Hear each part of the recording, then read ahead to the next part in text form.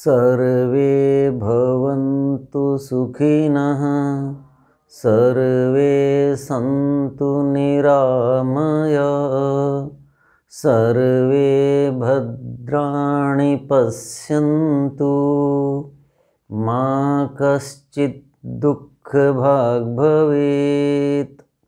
सभ्य सामाजिक गण, वेद विचार प्रवाह ये हमारा क्रम है। इस विषय के अंतर्गत हम जो वेद प्राचीन भारतीय ज्ञान उसके विचारों को आपके साथ साझा करते हैं, उस पर चिंतन विचार करते हैं कि हमारे वेदों में, हमारे प्राचीन ग्रंथों में, वेदों के व्याख्यानभूत ग्रंथों में जो बातें लिखी हैं उनकी जीवन में क्या उपयोगिता, उनकी सृष्टि सम्मत जो दृष्टि रही है उस आचार्यों की दृष्टि को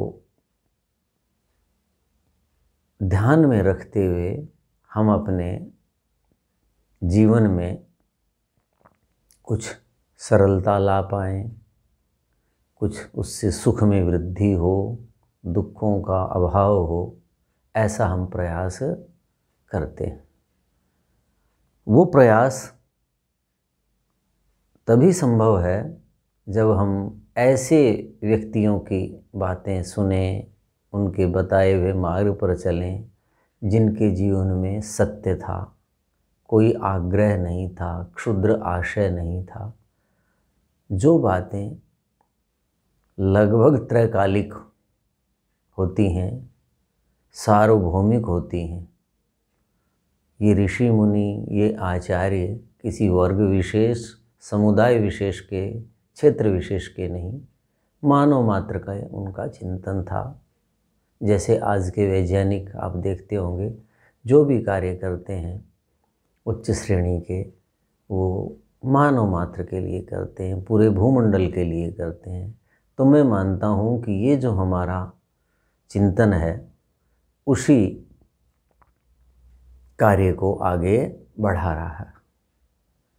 आज हमारा जो विचारणीय बिंदु है वो है तक्र, जिसे हम लस्सी कहते हैं, छाछ कहते हैं। तो तक्र के, छाछ के, लस्सी के गुण धर्मों पर हम कुछ व्याख्यानों में विचार करेंगे। देखिए तक्र के बारे में क्या लिखा है। विशेषकर उत्तर पश्चिम भारत में, मैंने पहले के व्याख्यानों में भी बताया था कि दूध जो है उनके जीवन का बहुत बड़ा एक आवश्यक पदार्थ, जैसे अन्न है, अन्न के बाद दूध ही है। और कुछ लोग तो अन्न से ज़्यादा दूध को महत्ता देते हैं, अर्थात वो अन्न बहुत कम सेवन करते हैं, दूध ही सेवन करते हैं। और कुछ कोई 50, 20, 10, 8 ऐसे लाख लोगों में से ऐसे भी मिल जाएंगे कि जो केवल दूध पे अपनी जीवन यात्रा चलाते हैं। तो दूध और दूध से बने पदार्थ, यानी गोरस कहते हैं इसको, आयुर्वेद की भाषा में इक्षुरस मतलब ईख का रस, उससे बने हुए पदार्थ। और गोरस, गौ क्या है, पशुओं में श्रेष्ठ पशु माना जाता है, गुणों के कारण माना जाता है, उसको माता भी कहते हैं। उसमें कितने हजारों देवी देवताओं का वास, मतलब क्या हुआ, देवता कौन, जो हमें दे, यानी वो गुण वो उसमें रहते हैं। तो गौ को हम पशुओं का, दुधारू पशुओं का प्रतीक मानते हैं। भैंस है, बकरी है, ऊँट है, इन सब के दूध का सेवन किया जाता है। तो इनके दूध से बनने वाली जो तक्र है, जो लस्सी है, वो हमारे जीवन में कैसी उपयोगी है, तो उस पर आचार्यों ने लिखा है। हम विद्यालय में पढ़ते थे तो संस्कृत में नीति श्लोक होते थे, कुछ प्रेरक श्लोक होते थे, बच्चों के जीवन में छोटी सी बातें डाल दी जाए। भोजनांते पिबेत तक्रम, वहाँ लिखा है जी, भोजन के अंत में जल पियो, भोजन के तक लस्सी पियो, भोजन के मध्य में जल पियो, निशांते पिबेत दुग्धम, रात्रि के अंत में, निशांते नहीं, दिनांते पिबेत दुग्धम, निशांते पिबेत जलम, यानी प्रातः काल उठ करके जल पीना, उषापान करना, रात्रि के अंत यानी ब्रह्म मुहूर्त, उषा काल, उस समय। ऐसे ही कहा कि दिनांते, दिन का अंत हो चुका, रात्रि हो गई, सूर्यास्त के समय भोजन कर लो, सोना है उससे पहले दिनांते का मतलब दूध पी लो। और भोजन मध्य जल जो है वो भोजन के पहले नहीं पिएंगे, अग्नि को बुझाएगा, बाद में पिएंगे तो उससे पाचन शक्ति और मंद हो जाएगी, पचेगा नहीं। तो भोजन मध्य, भोजन के बीच में भी जल पीते हैं। लेकिन तक्र का क्या लिखा, भोजनांते पिबेत तक्रम, लेकिन लस्सी भोजन के बाद पीनी चाहिए। तो ये समझिए कि लस्सी एक तरह से पाचक रस है कि जो आपने भोजन किया, जैसे कुछ लोग होते हैं ना, बड़ी आयु के लोग होते हैं, अब तो अंग्रेजी दवाइयों का प्रचार प्रसार ज़्यादा हुआ, हम तो गुरुकुलों में रहे तो वहाँ फार्मेसियाँ होती थी, औषधालय होते थे, तो वहाँ लोग चिकित्सा कराने आते थे। तो सामान्य समस्या क्या है लोगों की, पाचन की।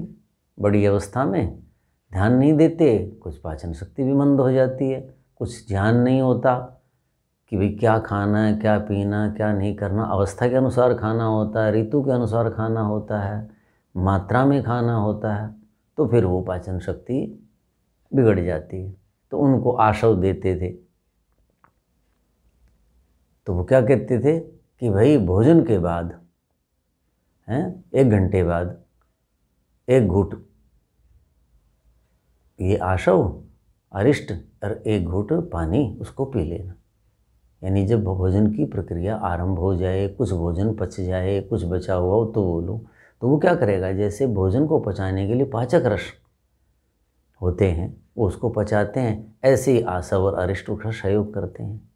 यहाँ तो आयुर्वेद में क्या कहते हैं, भोजनांते, भोजन के तुरंत बाद पी लो।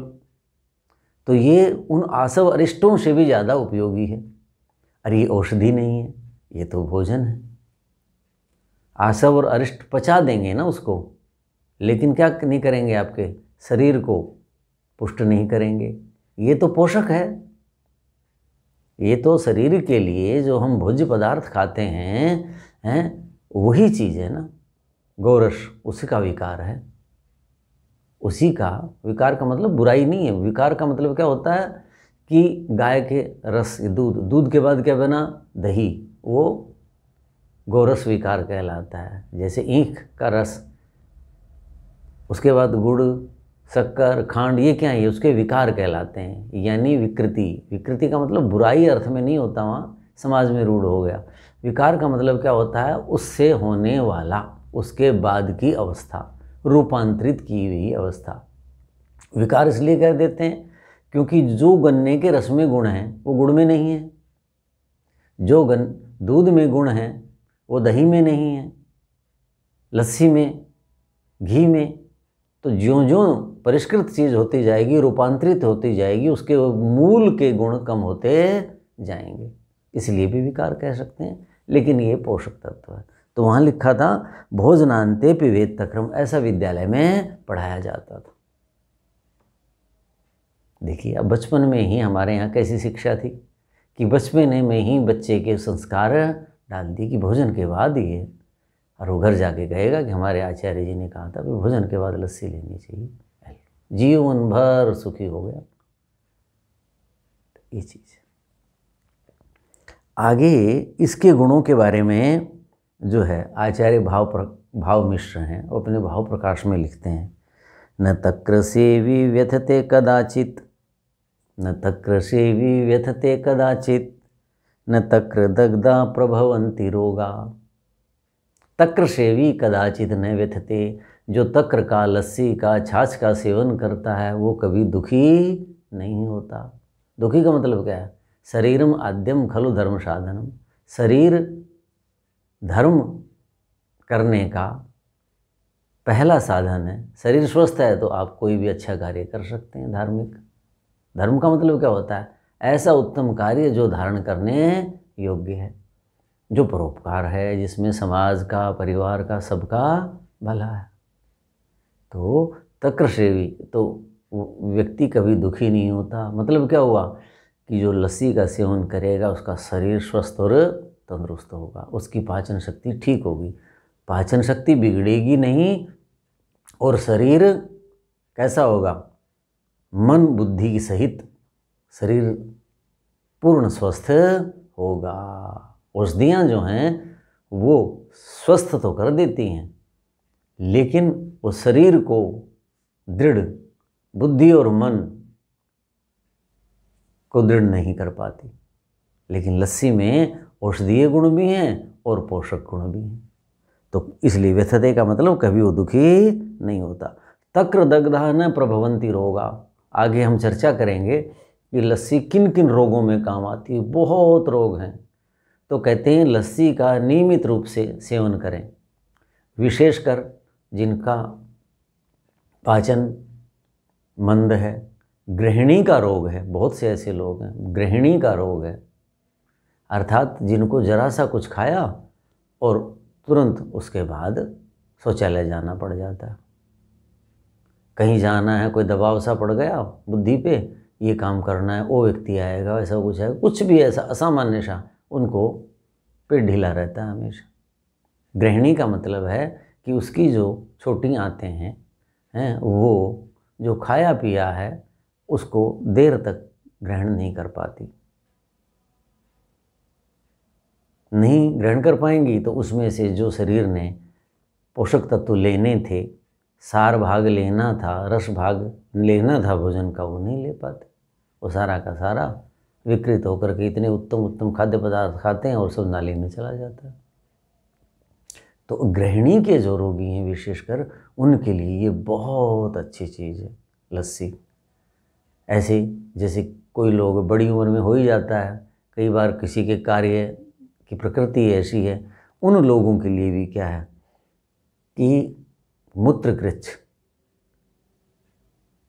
अब तो कम है, पहले संयुक्त परिवार होते थे, बहुएं होती थी, तो बहुत काम होता था और कामों में लगे रहते थे, तो समय में से जो है मलमूत्र विसर्जन नहीं हो पाता था, स्थान भी कम होते थे, व्यस्तता होती थी, संकोच होता था, और उससे क्या हो जाता था, बंद पड़ जाते थे, तो उससे रोग बन जाते थे।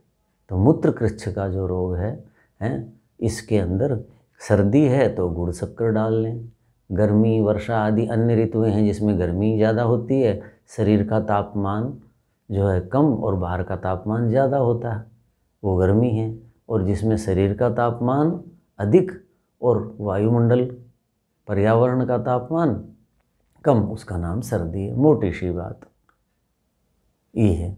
तो सर्दी है तो गुड़ शक्कर मिला लें, और गर्मी है तो खांड मिला लें लस्सी में, और खूब पतली करके जो है वो पिए, गाढ़ी नहीं, खूब पतली करके वो ले लें। तो मूत्रकृच्छ का जो रोग है कठिनाई से आता है, पीड़ा से आता है, असामान्य है, तो धीरे धीरे वो ठीक हो जाता है।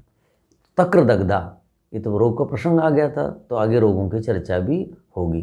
तो तक्र दग्धा रोगा न प्रभवंती, तक्र के सेवन से रोगों को दग्ध जला दिया जाता है। जैसे आपने देखा होगा पशुओं के कईयों के ना बचपन में ही आधुनिक वैज्ञानिक उनके सींग ऐसे जला देते हैं, वो फिर बढ़ते ही नहीं, आपस में लड़ते नहीं, ऐसा मिलता है शोध संस्थानों में। ऐसे ही कोई किसान है, उसमें कुछ फसल के अतिरिक्त चीज़ें उग जाती हैं, कई लोग आग ही लगा देते हैं कि जड़ से ही वो ख़त्म हो जाए। तो दग्ध का मतलब जिनको जला करके भस्म कर दिया गया है, कहते हैं, तो वो दोबारा पैदा नहीं होते। यानी औषधियाँ ऐसी होती हैं जिनसे रोग हट जाता है लेकिन दोबारा फिर उभर आता है। जैसे पश्चिमी पद्धति में क्या है, बहुत अच्छी है ये पद्धति, लेकिन क्या है कि इससे आजीवन आपको औषधि लेनी पड़ती है ज़्यादातर। रोगों में, वो दबा के रखती है उसको।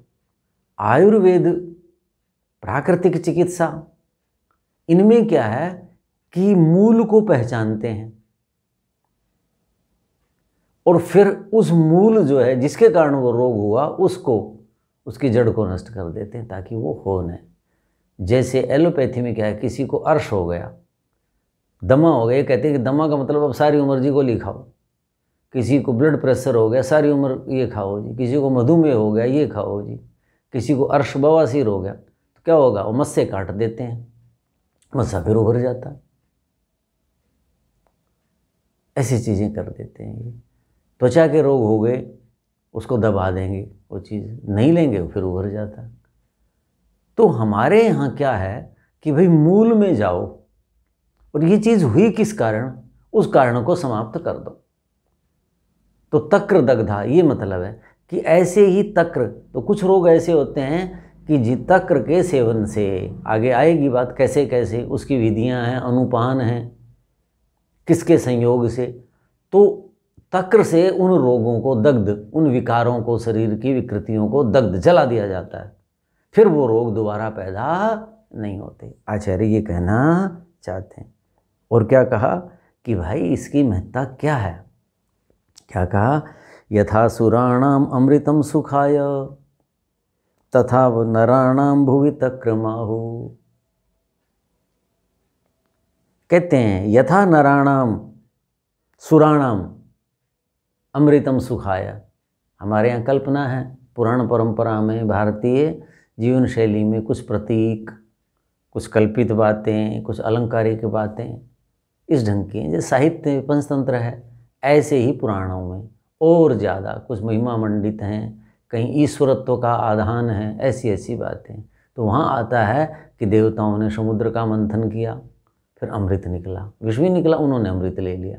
तो कहते हैं यथा सुराणाम सुखाय अमृतम, जैसे सुर देवताओं के लिए, देवताओं को सुख देने के लिए, सुख प्राप्ति के लिए देवता अमृत का सेवन करते हैं। तो देवता का मतलब क्या हुआ, उत्तम कोटि के लोग, दिव्य कोटि के मनुष्य। ऐसा नहीं कि कोई वो अलग मुकुट लगाते हैं जैसे चित्र दिखा देते हैं ऐसे, वो तो सामान्य अन्नमय कोश प्राणमय कोश के लोगों को समझाने के लिए ये बातें। मनोमय कोश वाला थोड़ा सा कभी इधर हो जाता है, कभी उधर हो जाता है, लेकिन जो बुद्धिवादी हैं, जो विचारक हैं, वो सब जानते हैं कि देवता का मतलब है दिव्य कोटि का मनुष्य, उत्तम मनुष्य, जो वह सामान्य मनुष्यों से ऊपर उठा हुआ। तो देवता का मतलब वो अमृत। अमृत का मतलब क्या होता है, ऐसी जीवन शैली जो मरने नहीं देती, ऐसी जीवन शैली जो चारित्रिक रूप से हमें मरने नहीं देती, ऊपर उठाती है। ऐसे पदार्थों का सेवन, ऐसा आहार विहार, वो अमृत। ऐसी बातें सुनना, ऐसी देखना, ये जो पांचों ज्ञानेंद्रियां हैं जी, इनटेक जिससे करते हैं, ग्रहण करते हैं वो। तो कहते हैं कि भाई सुर जैसे देवताओं के लिए अमृत सुख देने वाला है, ऐसे ही भूवि भूमि पर, अर्थात देवता कहाँ रहते हैं, स्वर्ग में रहते हैं, भूवि भूमि पर मनुष्य रहते हैं।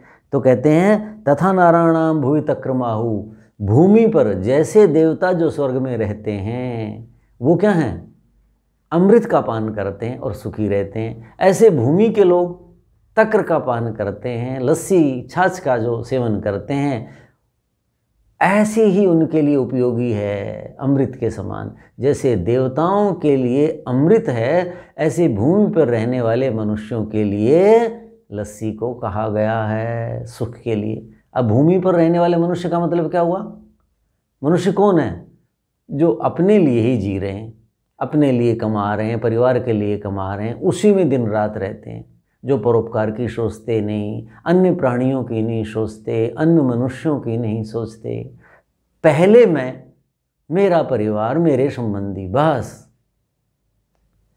देवता कौन है, अरे भाई पहले चिड़िया है, पहले कबूतर है, पहले गाय है, पहले कुत्ता है, पहले अन्य प्राणी हैं, मठ मंदिर हैं, भिक्षुक है और सब कुछ।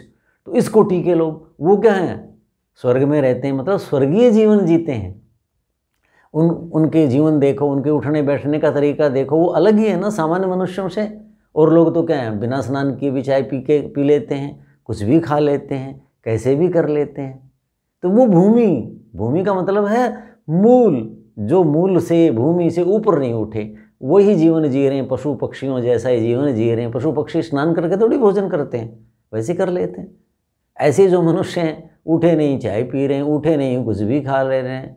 आज तो रविवार है, आज तो क्यों ऐसा करना है? हमें याद है, हम बच्चे थे तो हमें पिताजी समय से कहे, समय से नहा लो, तो हम नहा रहे होते थे। गर्मी गिरी तो बाहर नहाते थे। हवेली होती थी हमारे, उसके बाहर चारपाइयाँ डालने के लिए जगह होती थी, उसको चबूतरी कहते, तो उसमें हम स्नान करते। तो गांव के जो कृषक लोग हैं जाते आते, अरे बोले इतनी जल्दी नहारे कहाँ जाओगे? कि मतलब उनके लिए क्या था कि कहीं जाते हैं तभी स्नान करते हैं। किसान लोग अपने और धंधे करते हैं। हमारे पिताजी कहते भाई दोबारा स्नान कर लियो, यदि खेती बाड़ी भी थी घर में तो वो करना होता, कभी कुछ काम होता तो भाई दोबारा कर लेना, लेकिन नियम से करो। तो मतलब क्या है, वो जो लोग जो सोचते हैं कि स्नान तो कभी भी किया जा सकता है, धूल मिट्टी होगी तभी करेंगे, कभी जाएंगे तभी करेंगे, वो भूमि के लोग हैं। तो देवता का मतलब होता है जो सामान्य ज्ञान से ऊपर उठ गए हैं, वो स्वर्ग का मतलब वो है उनका स्थान। और भूमि है तो कहते हैं लस्सी ऐसी उपयोगी है।